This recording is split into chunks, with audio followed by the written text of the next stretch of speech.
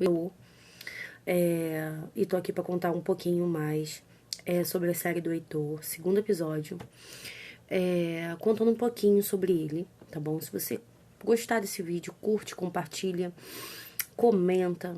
Se tiver perguntas também, me manda no direct, tá bom? Vou deixar a caixinha de perguntas para vocês após esse vídeo ser postado, para que vocês possam, na realidade, se interagir comigo e perguntar, e eu vou responder tudo que for possível e necessário de tudo que eu souber e vim aprendendo durante esse período do Heitor de aprendizado, que são quase 8 anos, né?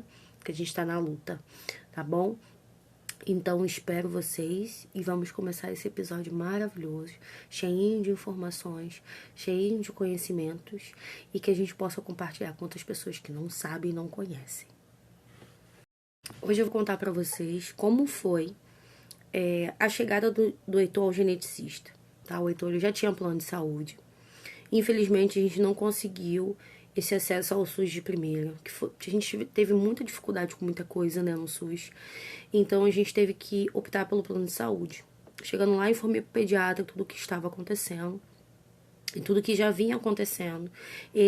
Ela, né, na realidade, a doutora Raquel, ela imediatamente encaminhou o Heitor pro geneticista. E de lá demos um ponto de partida. E uma coisa que eu lembro muito que ela falou comigo o quanto era importante eu estar averiguando naquele dia, né? Não só aquele dia, mas os próximos meses, né? Pelo menos ela falou assim pra mim: Jô, se não tiver nada, tudo bem, mas se tiver, um diagnóstico precoce, né? Isso é muito fundamental. Chegando lá no geneticista, ele falou que a gente precisava realizar uns exames. E aí o primeiro foi o cariótipo, com banda G. A princípio é um exame muito caro, mas todo plano de saúde cobre, né? A pessoa tendo um mês, porque não existe não existe carência, porque a carência na realidade é de um mês, mas graças a Deus o Heitor tinha mais de plano de saúde, então cobriu esse exame, o que custa muito caro. Geralmente ele vai para auditoria, tá? É importante eu falar isso para as mãezinhas, mas é aprovado, porque é o exame de sangue, tá bom? Ele custa muito caro, mas é ótimo para detectar, na realidade, alguma alteração cromossômica ou alguma síndrome rara, tá bom?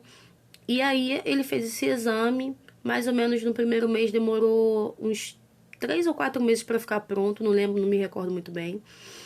E daí começou aquela luta. Pronto, o exame tá pronto. E aí a gente foi lá levar o exame. E aí o médico falou: olha, eu percebi aqui uma alteração.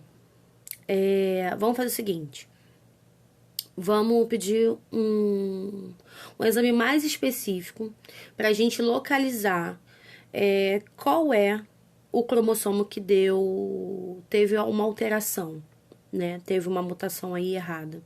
E aí a gente descobriu que foi um exame chamado CGH-HI. Foi um exame mais complexo, demorou mais tempo. E aí ele saiu. E aí deu alteração. Já tinha dado no primeiro exame alguma coisinha. E aí ele falou assim: vamos tentar ver se a gente pega a síndrome aqui. E aí, graças a Deus, a gente conseguiu. E graças a Deus a gente chegou num diagnóstico no qual, se fosse tardio, poderia ter consequências severas, até mesmo para o desenvolvimento do Heitor. Saí do consultório com um boom, mas com a certeza que um diagnóstico precoce era a melhor solução que o Heitor tinha naquele momento. E dali eu saí, confesso, sem chão, porque é importante eu falar que não foi fácil, acho que para ninguém da família. Foi muito difícil, né? Foi um baque muito grande. Mas eu tinha uma opção. Ou era desistir, ou era lutar. Então eu optei por lutar e saí de lá com um papel. Ele falou assim: olha, ele vai ter atraso do desenvolvimento global, que ele já tem, atraso na fala. Tudo que o exame tinha era hipotonia. Aí eu fui descartando uma opção de coisa.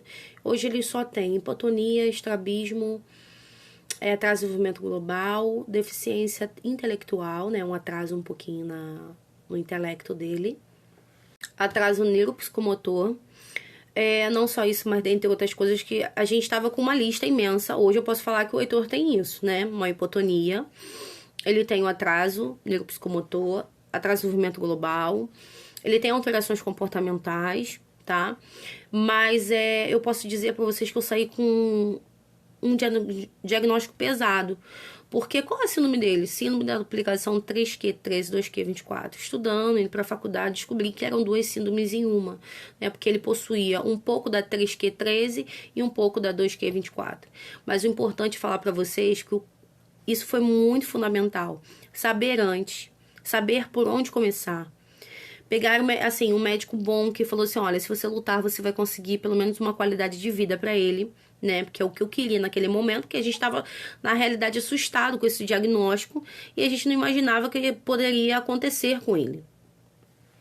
E hoje eu percebo que o diagnóstico precoce foi a melhor coisa que nos aconteceu. Então, o Heitor fez natação, terapia ocupacional, fisioterapia, fonoaudióloga, e uma série de outras coisas que ele precisava fazer. Acompanhamento com neuro, reabilitação neurocognitiva. Deixa eu ver se eu tô esquecendo de mais alguma coisa. Nefrologista, porque na realidade ele tem uma alteração na medula, né, do rim. Que no caso é como se fosse na parte dos brônquios, né? Como se fosse uma arvorezinha, mas essa alteração ela não impacta no funcionamento dos rins, pelo menos até agora. Sabemos que a síndrome do Heitor é muito rara, uma em 1 bilhão de pessoas, né? Até porque ele é acompanhado de duas síndromes, então, juntas, né, praticamente. Então, ele tem um pouco de uma e um pouco de outra. Com aquela relação de coisas que o Heitor poderia ter, não necessariamente você vai sair de lá, você tem essa síndrome e, bom, essa síndrome é acompanhada de hipotonia, de macrocefalia, de hidrocefalia, miolecele, uma opção de coisa e, vamos fazer o seguinte, vamos fazer os exames para descartar. E fomos descartamos um a um. E graças a Deus, dos males, o menor. Descobrimos que o Heitor tinha um cromossomo duplicado em 200 genes, né? Uma perninha só do cromossomo que duplicou. E esses 200 genes o médico explicou pra mim. Joyce, esses 200 genes, quando a gente fala assim, tem muita coisa, é bom, mas no caso dele não. Então ele falou que se eu corresse atrás, o Heitor ia ter um desenvolvimento em atraso ainda, mas que se eu lutasse, ele ia ter uma qualidade de vida ótima e que ele podia ser independente. Então, eu agarrei essa oportunidade e fui correr atrás. Aí, ele foi diagnosticado na rede privada, então eu retornei para a rede pública, né? De saúde, no caso o SUS. Falei, olha, aqui tá o diagnóstico, vocês falaram que eu não tinha nada, então vamos lá. Colocaram no sistema, no SGEG, aí saiu rapidinho, não demorou, acho que nem 4 meses para sair. E já cheguei lá com o diagnóstico. E pra minha sorte, graças a Deus ou Deus, né? Na realidade, mais Deus do que sorte, ele acabou que chegou lá, a pessoa, o profissional que me atendeu lá em Copacabana, foi o fundador da genética lá na UFRJ e nos ajudou muito. E aí ele foi atendido pela doutora Raquel e ela falou, graças a Deus você foi atendido por ele. E ela falou, você tá fazendo tudo direitinho. E eu perguntei pra ela, a gente consegue achar essa síndrome em outros lugares? Ela falou assim, nossa, essa é muito rara. E aí ela foi me dando vários toques. Eu não vou romantizar e dizer que foi bom saber. Eu acho que é importante dizer que todo mundo tem um baque, todo mundo tem um momento de luto, todo mundo tá achando que não acredita nisso e esse momento também existiu aqui em casa. Mas eu entendi que eu precisava correr atrás, então eu comecei a correr atrás. Nessa época, muitos poucos casos tinha no YouTube. Hoje você, graças a Deus, você encontra muitas mães querendo dar informações, assim como eu hoje me desbloqueei da rede para poder trazer essas informações para vocês. Não foi fácil, gente, mas também ficar sentado esperando não funciona. O que funcionou para o Heitor foi toda a correria de todo mundo. A família inteira ajudou em relação a isso, assim. É claro que levar para as terapias era minha obrigação, né? E confesso para vocês que era muito desgastante, assim como eu tenho certeza que para muitas mães é. Mas o que não podemos fazer. E aí a gente pegou tudo que a gente tinha, levamos para área da educação, a escola do Heitor, né? Recebemos assistente social, que na época, hoje é muito difícil da gente receber, onde ela me deu completamente o apoio do assistente social, psicólogo, tudo que estava acontecendo, né?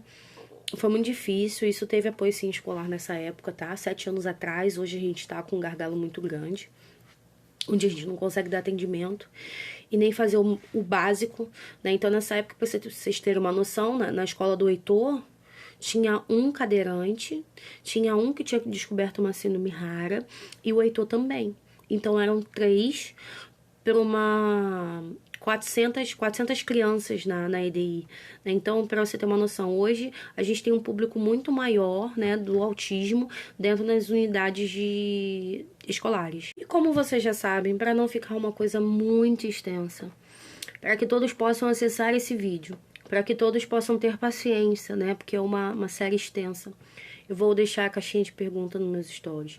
Meu direct está aberto. Assim como vocês também tem a opção de entrar no grupo e participar também, perguntar também, que eu anoto tudinho e respondo para vocês. Gente, eu ouço mães que têm medo, né, do diagnóstico. A pior coisa que pode acontecer é a gente se fechar e não lutar. Se a gente não tivesse corrido atrás, e eu falo isso no plural, se a gente não tivesse corrido atrás para chegar no diagnóstico do Heitor, hoje o Heitor, ele poderia estar numa cama, como o médico disse pra mim, vegetando.